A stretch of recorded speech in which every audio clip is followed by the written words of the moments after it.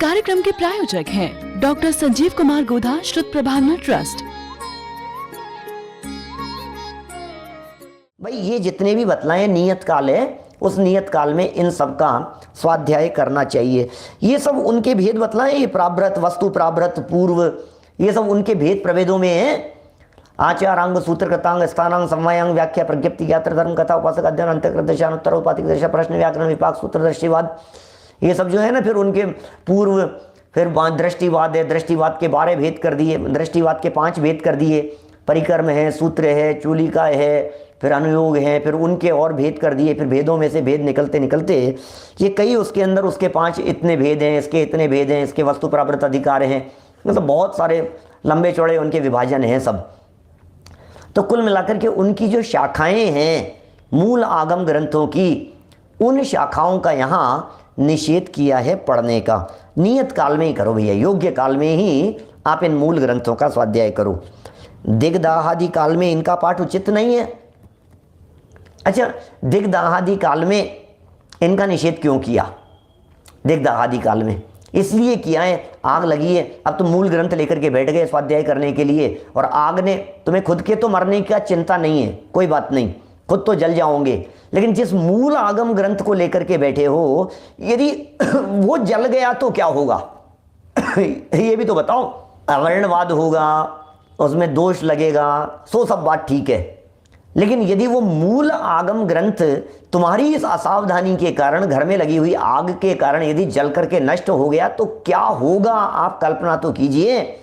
और ये सारी बातें उस जमाने में भी कही गई है जिस जमाने में शास्त्रों को लिखना, छपवाना तो होता ही नहीं था, प्रतिलिपियां आदि कराना बहुत बहुत कठिन काम था, ये सब नहीं हुआ करते थे, आसान नहीं था ये सब, शास्त्रों की सुरक्षा आदि आज भी जगह जगह पहुंच गई है, लेकिन ये बहुत मुश्किल है इन ग्रंथों की सुरक्षा, इनकी शुद्धता, ये व्यवस्थित बने रहना, उनकी प्रतिलिपियां होना, ये बच्चे टिके रहना। कहाँ है आज मूल ग्रंथ भी? कितने कितने लोगों के पास में है, बतलाइए, कहाँ मिलेंगे आपको? बंधे रहते थे पलासने में। फिर इन सूत्रों के सिवाय अन्य ग्रंथों का स्वाध्याय अकाल में किया जा सकता है। Point to be noted. क्या लिख रहे हैं ये? क्या पॉइंट लिख रहे हैं? ये विचारणीय बात कह रहे हैं नरेंद्र बाकलीवाल जी साहब, ये विचारणीय बात कह रहे हैं। इन सूत्रों के सिवा, माने मूल सूत्रों के अलावा, माने अंगों के अलावा, माने पूर्वों के अलावा, माने अंग बाह्य भी जो कहे हैं उनके भी अलावा, 10वें कालिक उत्तराध्यायन जो कहे हैं उनके अलावा जो ग्रंथ हैं, अन्य ग्रंथों का स्वाध्याय अकाल में भी किया जा सकता है। लो, अकाल में भी किया जा सकता है। इन ग्रंथों का स्वाध्याय अकाल में भी किया जा सकता है। मुख्य रीति से कर्णानुयोग के ग्रंथों का स्वाध्याय नहीं करें। अनिल जी, बराबर है बात। हमारे पंडित किशन चंद जी साहब अलवर वाले भाई साहब कर्णानुयोग के बड़े विशिष्ट विद्वान, ज्ञाता, अद्भुत विलक्षण प्रतिभा और विलक्षण उनका ज्ञान, क्षेयोपशम, अद्भुत व्यक्तित्व हैं भाई। वे भी काफ़ी वृद्ध हो गए हैं, अभी तो हैं, और अद्भुत, मतलब उनका ज्ञान क्षेयोपशम क्या है वो कुछ हम तो देखते ही रह जाते हैं, कुछ अद्भुत है। जब वे कर्णानुयोग यहाँ पढ़ाने के लिए आते थे तो वे अष्टमी चतुर्दशी के दिन ऐसे सिद्धांत ग्रंथों को नहीं पढ़ाते थे। वे कर्णानुयोग के विषयों को नहीं लेकर के अष्टमी चतुर्दशी के दिनों में चरणानुयोग पढ़ाते थे, क्रियाकोश वगैरह पढ़ाते थे। तो बराबर बहुत ये कह रहे सिद्धांत ग्रंथों को नहीं पढ़ो भैया, तो फिर ये मूल आगम से आई हुई बातें हैं, आप उनसे थोड़ा सा डिस्टेंस में, थोड़ा सा दूर रखो। और क्या है, नहीं पढ़ना अपने को वो चीज़, दूसरी चीज़ पढ़ दो, पढ़ने के लिए कमी थोड़ी न है। भक्तियाँ हैं, प्रथमानुयोग है, चरणानुयोग हैं, और भी तो हैं आपके पास में पढ़ने के लिए, कथा, कहानियाँ, पुराण, सब कुछ तो हैं। इनके सिवा अन्य ग्रंथों का स्वाध्याय अकाल में किया जा सकता है। कौन से ग्रंथों का स्वाध्याय अकाल में किया जा सकता है ये बतलाओ। आपने के नहीं करने वालों के नाम तो ऊपर गिना दिए, अंग पूर्व के ज्ञाता वगैरह के द्वारा कहे गए शास्त्रों का नहीं करो, ये तो ऊपर गिना दिया। अब किनका नहीं किया जा सकता है, किनका किया जा सकता है ये बतलाइए आप, बोलो। तो ये वो भी बतला रहे हैं, किम तद अन्यत सूत्रम इत्याह। वाह, क्या लिख रहे हैं? किम तद अन्यत, इससे अन्य, आपने कहा ना अन्य सूत्रों का स्वाध्याय किया जा सकता है, अन्य को पढ़ सकते हो। तो किम तद अन्यत, किम तद अन्यत क्या है, कौन से हैं? तद अन्यत, उससे अन्य, सूत्रम इत्याह, यह कहते हैं। अब यह बात बतलाते हैं कि इनसे अन्य कौन से सूत्र हैं, इनसे अन्य कौन सी बातें हैं जिन बातों को कहा जा सकता है, जिन बातों को पढ़ा जा सकता है, जिन बातों को सुना जा सकता है, जिनका अध्ययन और अभ्यास किया जा सकता है। क्या वे कौन से शास्त्र हैं, वे कौन सी बातें हैं? तो लिख रहे हैं मूलाचार पूर्वार्ध पृष्ठ 233 से ये बात उठा करके यहाँ हमारे सामने रखी है। जरा देखिए क्या लिख रहे हैं। 82 नंबर की गाथा है। आराहण ने ज्योति मरण विभत्तिय संगहत दियो, पच्च खाणा वासय धम्म कहा ओये रिस ओ। क्या लिख रहे हैं? सम्यक दर्शन ज्ञान चारित्र तप का उद्योतन करने वाले। ओह, ये सब पढ़ सकते हैं। ये कौन कौन से शास्त्रों को आप पढ़ सकते हैं? जो सम्यक दर्शन ज्ञान चारित्र का उद्योतन करने वाले हों, जो रत्नत्रय का प्रकाश करने वाले हों, जो रत्नत्रय की चर्चा करने वाले हों, दर्शन ज्ञान चारित्र की चर्चा करने वाले हों। उद्योतन, उद्यवन, उद्यवन क्या चीज है? क्या ये भी वही है, सम्यक्तवादी से रिलेटेड, उन्हीं का उद्यवन, उनका समूह है ना। और निर्वाहन, ये रत्नत्रय का निर्वाहन करने वाले, और साधन, रत्नत्रय आदि का साधन करने वाले, जिनसे रत्नत्रय का साधन होता हो, आप कीजिए, उनका अभ्यास कीजिए, मनन कीजिए, चिंतन कीजिए। निर्युक्ति, उनकी निर्युक्ति, रत्नत्रय की निर्युक्ति आदि जो हो, अर्थात व्याख्यान करने वाले। निर्युक्ति माने व्याख्यान करने वाले, रत्नत्रय का व्याख्यान हो, दर्शन ज्ञान चारित्र की चर्चा हो, चारित्र प्रदान हो, श्रद्धा प्रदान ग्रंथ हो, हैं ज्ञान प्रदान हो, ऐसे सामान्य मतलब जिसमें विषयों से छूटने की प्रेरणा हो, भोग विलासिता से बचने का उपदेश हो, उपदेश शैली में कहे गए ग्रंथ हो, ऐसे स्वाध्याय करने वाले शास्त्र। जैसे भगवती आराधना, लो नाम ही कह दिए, भगवती आराधना। भगवती आराधना क्या कह रहे हैं? ये पढ़ सकते हो आप। मरण विभक्ति माने 17 तरह के मरण को बतलाने वाला ग्रंथ है मरण विभक्ति। मरण की चर्चा है उसमें, आप उसका स्वाध्याय कर सकते हैं। संग्रह ग्रंथ भी आप पढ़ सकते हैं। पंच संग्रह आदि ग्रंथों का स्वाध्याय भी ऐसे समय में किया जा सकता है। क्या सम्यक दर्शन आदि परिणति, वही सब सम्य रत्नत्रय के संदर्भ में ही जितने भी शब्द दिए हैं, ये सब रत्नत्रय के संदर्भ में ही यहाँ दिए हैं। फिर स्तुति, स्तुति भी करो, स्तुति बोलो, स्तुतियाँ बोलो, पाठ करो, जप करो। कैसे?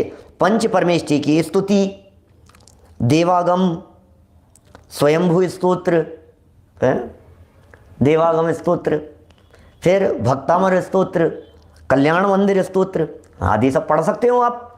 भक्तामर स्तोत्र पढ़ो। अरे साहब भक्तामर का पाठ कैसे करें? अरे कभी भी पढ़ो, उसमें कोई पाप लग रहा है क्या? कि नहीं, सब रात में तो, दिन में तो, फिर ऐसे समय में, फिर अकाल के समय में, फिर ऐसे समय में नहीं पढ़ना चाहिए, फिर सूर्य ढलने के बाद में नहीं करना चाहिए। कहाँ से क्या क्या बातें आप सब कर सकते हैं, चिंता नहीं करें आप, विकल्प नहीं करें उसमें। तो पंच परमेष्ठी की स्तुति, देवागम, स्वयंभू स्तोत्र, भक्तामर की चर्चा हो, कल्याण मंदिर आदि की चर्चा हो, इनका भी स्वाध्याय आपके माध्यम से किया जा सकता है। माने ये सब कहाँ से प्रमाण ला करके हमारे सामने ये बातें प्रस्तुत कर रहे हैं कि आपके दिमाग में यदि किसी तरह का कोई भ्रम फैल रहा हो कि हम तो स्वाध्याय नहीं करेंगे, तो क्या करोगे कि जाकर के थिएटर में जाकर के मूवी देखेंगे कि तुम्हारा दिमाग ठीक है? तुम क्या कह रहे हो? अरे ये महाभाग्य से जनवाणी पढ़ने सुनने का अवसर मिलता है, तुम क्या रहे हो? तुम सोच कैसे रहे हो ये बातें कि हम नहीं पढ़ेंगे, हम इससे बच जाएंगे? कुछ करो, कोई बात नहीं, वो मत करो जिसमें विराधना होने की संभावना हो, क्योंकि वो दिग्धा आदि ऐसे खतरनाक काल है ना, और महान ग्रंथ है, और महान ग्रंथों की गुत्थियां खुलती नहीं है। दिमाग का विशेष जोर देना पड़ता है, ये लाइट है। ये शाम के समय अपन जो स्वाध्याय करते हैं बहुत लाइट है, ये इजी गोइंग चलता है, सुबह उपयोग लगाना पड़ता है। दिन में पढ़ो आप कर्णानुयोग के ग्रंथों का, ऐसे विशेष दिन में आप स्वाध्याय कीजिए। देखिए और लिख रहे हैं, ये सब बातें यहाँ कह रहे हैं, यहीं से अपन पढ़ें तो ज़्यादा अच्छा है। और भी प्रत्याख्यान ये भी पढ़ सकते हैं हम, प्रत्याख्यान का भी निर्देश कर रहे हैं। त्याग व्रतादि बतलाने वाले ग्रंथ ये प्रत्याख्यान ग्रंथ हैं, पढ़िए प्रत्याख्यान ग्रंथों को पढ़िए। त्याग की चर्चा करने वाले श्राव का 4 ग्रंथ हैं, उन ग्रंथों का आप अध्ययन कीजिए, पढ़िए, पढ़ाइए। व्रतों की चर्चा करने वाले पढ़िए, पढ़ाइए। तत्वार सूत्र का भी कीजिए, देन कोई दिक्कत नहीं है, पाठ कीजिए तत्वार सूत्र का। वो पाठ है, वो आमनाय है, वो आमनाय नाम का स्वाध्याय है ना? ऐसे ग्रंथ, क्योंकि उसमें आपको बुद्धि नहीं लगानी है विशेष। तत्वार सूत्र का एक बार आपने अभ्यास किया हुआ है, अब आप बार बार बोलते हैं तो आमनाय है। वो तो ग्रंथ बिना खोले भी तो आप बोल सकते हैं जिनको याद है। फिर क्रिया कोश आदि, ये चरणानुयोग के ग्रंथ, इनका आप अध्ययन कर सकते हैं। क्रिया कोश वगैरह पढ़िए, चरणानुयोग के ग्रंथों का अध्ययन कीजिए, पढ़िए। आवश्यक सामायिक चतुर्विंशति स्तवन वंदनादि के स्वरूप प्रतिपादक ग्रंथ समूह। अब ये कितनी बातें कह दी, जहाँ आवश्यकों की चर्चा हो, सामायिक की चर्चा हो, चतुर्विंशति तीर्थंकरों के स्तवन की जहाँ बातें हों, वंदनादि की जहाँ बातें हों, इनके स्वरूप को प्रतिपादन करने वाले जो ग्रंथ हों सब पढ़ो। धर्म कथा हो, 63 शलाका पुरुषों के चरित्र हो, जैसे पद्म पुराण आदि हो, पद्म पुराण पढ़ो, हरिवंश पुराण पढ़ो, राम कहानी पढ़ो। आपके पास में कोई कमी नहीं है, अथाह है ये सारी बातें आपके पढ़ने सुनने के लिए। स्वामी कार्तिकेय अनुप्रेक्षा आदि अनुप्रेक्षा ग्रंथ भी पढ़ सकते हैं, उनका भी अध्ययन किया जा सकता है। तथा ऐसे ही अन्य ग्रंथ काल शुद्धि आदि के अभाव में अर्थात अकाल में पढ़े जा सकते हैं। काल शुद्धि का जहाँ अभाव कहा गया है, माने वहाँ ये सब ग्रंथों का पठन पाठन आदि के संदर्भ में किसी तरह का निषेध हमारे यहाँ जनवाणी में नहीं किया गया है। और यहाँ जो काल शुद्धि आदि की जो चर्चा की है, वो दिग्दाह का काल, अकाल का समय, महामारी का समय, उल्कापात का समय, युद्ध का समय, ये सब जो कहे थे। और इसके साथ साथ में चित्त विभक्त जहाँ बहुत ज़्यादा हो रहा हो, आकुलित व्याकुलित हो रहा हो, सूतक पातक आदि का जो समय है, ऐसे समयों के अंदर ऐसे मूल आगम ग्रंथों का, सिद्धांत ग्रंथों का आप अध्ययन नहीं करें। और अन्य ग्रंथों के स्वाध्याय के संदर्भ में यहाँ निषेध नहीं किया गया है। संयम प्रकाश तो पढ़ ही रहे हैं और पढ़ ही सकते हैं। यहाँ काल शुद्धि का अर्थ वो नहीं लगाना। बीच में कुछ दिन पहले जो अपना एक प्रकरण चल गया था, ये अपने स्त्रियों के शुद्धि के अशुद्धि के 5 दिनों के संबंध में जो एक प्रकरण चल गया था, और मैंने उसके संबंध में ये बात कही थी कि भाई मेरा ये मंतव्य ऐसा लगता है कि उन दिनों में आप सुन सकते हैं। और मैंने कहा था ये मेरा व्यक्तिगत मंतव्य है, आप इसके संबंध में विशेषज्ञों से और विशेष चर्चा करें। तो फिर भी मेरे पास में छिंदवाड़ा से ब्रह्मचारी आरती दीदी जो है उनका, और छिंदवाड़ा मुमुक्षु मंडल का, और भी सब लोगों के ये विचार कि भाई हम लोग तो 3 दिन में सुनते भी नहीं हैं, हम लोग कोई भी नहीं सुनते हैं। हमारे विराग जी शास्त्री के माध्यम से भी चर्चा आई कि भाई हम लोग तो सुनते नहीं हैं, रामायण के अंदर भी नहीं सुनते हैं, सुनने का निषेध किया जाता है। और भी कई विद्वानों ने, मैंने कहा भाई मैंने व्यक्तिगत बात मैंने ये कही थी। फिर मुझसे ये कहा कि भाई आप व्यक्तिगत भी कुछ भी बोलते हैं तो लोग आपकी बात को प्रमाण मानते हैं, आप ऐसा नहीं चल सकता है। तो मैं फिर पुनः ये बात कहना चाहता हूँ कि वो मेरे जो विचार थे, उन विचारों को आप ध्यान न दे करके जो सच में, जो वास्तव में, क्योंकि हम अयोग्य हैं इस विषय में कुछ कहने के, इसलिए निर्णय आपके हाथ में है। और जो जगह जगह जो इनके बारे में जैसा भी कहा है, जहाँ जिस तरह से फॉलो किया जाता है, सुनने का जहाँ जैसा निषेध किया जाता है, आप उसको नहीं सुने। क्योंकि कुछ विद्वान भी ऐसा कहते हैं, कुछ विद्वान, यद्यपि अब सबके विचार अपने अपने होते हैं, कान में पड़ रही हो उसमें ऐसी भी बात कही कि भाई कान में यदि पढ़ ही जाए तो अब कोई बात नहीं, क्या करोगे आप, बुद्धिपूर्वक मत सुनो, इस तरह की भी बात कही गई। तो मैंने ये जो बात मेरे पास में जहाँ से जैसी आई, बहुत बहुमान और सम्मान पूर्वक मैं उनकी बात को कहते हुए आपसे कह रहा हूँ, आप लोग बहुत विचार पूर्वक इन सब बातों, क्योंकि देखिए विराधना नहीं हो भैया, जिन आज्ञा भंग करने का भय सदा रहता है और रहना भी चाहिए। हमारे माध्यम से कुछ भी इस तरह की बात ना हो जाए जिसके माध्यम से जिन शासन की किसी भी प्रकार से कोई अवहेलना और विराधना का प्रसंग बने, है ना। इसलिए बराबर बहुत और विशेष जानकार लोगों से यदि आपको शंका हो तो उनसे पूछो और चर्चा करो कि भाई क्या करें, फिर कैसे करें, फिर यदि चिंतन करने की स्वीकृति दी है तो फिर किस तरह का चिंतन क्या किए। तो आप बराबर बहुत हैं इसके लिए प्रामाणिक जो हमारे ब्रह्मचारी लोग हैं, त्यागी व्रती लोग हैं, आप उन लोगों से बराबर। उमाकांत जी साहब, नहीं सुनने का कोई मेरे को ऐसे प्रमाण तो मिला नहीं, सही बात तो ये है। इसलिए चित्त तो मेरा अभी भी विभक्त ही है। आप विद्वान हैं, क्या कहूँ, क्योंकि इसके पीछे मैंने बहुत विचार भी किया, बातें भी सोची कि जिनवाणी में आखिर सुनने के निषेध संबंधी, एक्चुअल में निषेध संबंधी प्रमाण क्यों नहीं है। उसके पीछे शायद ये कारण है कि अशुद्धि के दिनों में जिन मंदिर का तो निषेध है ही, स्पष्ट ही है, और जिन मंदिर के अलावा घरों में स्वाध्याय होता ही नहीं था। वो मतलब जिस जमाने में ये सब जिनवाणी लिखी गई है तो वो प्रैक्टिकली आप उस के अंदर जाकर के देखेंगे तो अपने आप ही सुनने का निषेध हो ही जाता था। घर में जिनवाणी नहीं होती थी, घर में स्वाध्याय नहीं होते थे, मोबाइलों के अंदर रिकॉर्डिंग की फैसिलिटी नहीं थी, कैसेट नहीं थी, रिकॉर्डिंग नहीं थी, ऑनलाइन तो होता ही नहीं था। तो ये सब जो स्थितियां जो बनी हैं, ये सब स्थितियां तो अभी आज की प्रॉब्लम है ये। कमल जी बोरा साहब, अब आप भी विद्वान हैं, आप लिख रहे हैं सुनने में कहाँ दिक्कत है, यही तो मैंने कही थी बात। खैर कोई बात नहीं, फिर भी ये महिलाओं का मैटर है, महिलाओं के ऊपर छोड़ते हैं। मेरे को ये कहना है, जहाँ जहाँ जिनवाणी में उन 5 अशुद्धि के दिनों में 4 दिन 5 दिन जो जिसका जैसा है, तो उन दिनों में मंदिर जाने का निषेध। स्वाध्याय तो मंदिर में ही होता था, पठन पाठन भी मंदिर में ही होता था, अध्ययन भी मंदिर में ही होता था, जिनवाणी भी मंदिर में ही होती थी। ये घर घर जिनवाणी तो अभी गुरुदेव के प्रभाव से घर घर जिनवाणी पहुंची है। उसके पहले कहाँ घर घर जिनवाणी थी, बताओ मेरे को। आप यदि आज के 80 साल पहले चले जाओगे तो घर घर जिनवाणी तो थी नहीं, तो फिर जिनवाणी का वर्णवाद होने की संभावना भी नहीं थी। घर में बैठी हुई महिला के पढ़ने की भी संभावना नहीं थी और सुनने की भी संभावना नहीं थी। तो अपने आप ही वो तो उनके लिए तो चिंतन ही एकमात्र आधार था। न कैसेटें हुआ करती थी क्या, आप सोचिए 80 साल पहले जब लाइटों के ही जमाने नहीं थे, जब टेप रिकॉर्डर नहीं थे, तो उस समय में कैसेटें सुनने की व्यवस्था तो थी नहीं ना, और मंदिरों के अंदर लाउड स्पीकर ऐसे कुछ लगे नहीं होते थे। तो इसलिए ये जो मना किया है आप उसे समझ ले और नहीं पढ़ें, नहीं सुने, चिंतन करें। मैं तो ये कहता हूँ अच्छी बात है, आप खूब चिंतन कीजिए और अभ्यास कीजिए। मतलब 25 दिन 27 दिन जो आपने जिनवाणी का अध्ययन मनन किया है, उसको 3 दिन के अंदर आप और गहराई से चिंतन मनन के लेवल पर ले जाइए, साधना कीजिए, आराधना कीजिए, ऐसा मान लीजिए आप, है ना। देखिए बढ़िया, चलो भैया।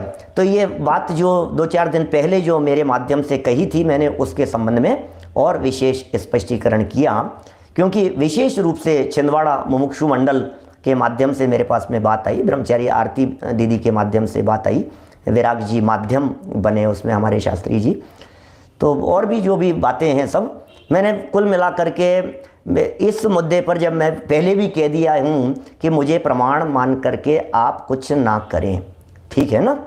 चलिए बहुत बढ़िया है, सब चिंतन कीजिए, अच्छी बात है। लेकिन ये अभी यहाँ ये मैटर मैंने इसलिए यहाँ जानबूझ करके उठाया मैंने अभी मैटर, कि वो कहीं ऐसा न रह जाए कि आप ये कहो कि नहीं साहब संजीव जी ने उसको प्रमाण कह दिया इसलिए हम तो फ्री हो गए हैं। ये आपकी अपनी जिम्मेदारी है, व्यक्तिगत जिम्मेदारी है। देखिए अन्य ग्रंथ काल शुद्धि आदि के अभाव में अकाल के अंदर पढ़े जा सकते हैं, इन्होंने यहाँ बात कही है, इसमें अलग अलग तरह की बातें यहाँ आ गई है। फिर शंका कह रहे हैं, यह नियम तो मुनि तथा आर्यिका के वास्ते बतलाए अकाल शुद्धि वगैरह के संदर्भ में। बोले ये जो आपने जो बातें कही है, ये सब काल शुद्धि का विचार करो, इनके बारे में विचार करो, ये तो हम तो गृहस्थ लोग हैं, तो मुनि राजों के संदर्भ में कहा है, हमारे का कि ये सब नियम लगा रहे हो आप, ये सारी बातें। तो कह रहे हैं भाई, लाठी संहिता, सागार धर्मामृत, वसुनंदी श्रावकाचार, यशस तिलक चंपू आदि श्रावक धर्म के वर्णन करने वाले ग्रंथों में श्रावकों तथा मुनियों को पंचाचार यथाशक्ति पालने का उपदेश है। अब देखो कितना स्पष्ट लिखा है क्या, मैंने कितना स्पष्ट शब्दों में कह दिया है श्रावकाचार ग्रंथों में। बोले ये जो बातें लिखी हैं इन विषयों के बारे में विषय भी इन्होंने बतला दिए यहाँ। बोले श्रावक और मुनियों को पंचाचार यथाशक्ति पालने चाहिए। अब पंचाचार का पालन करो, बोले श्रावक भी करो मुनि लोग भी करो।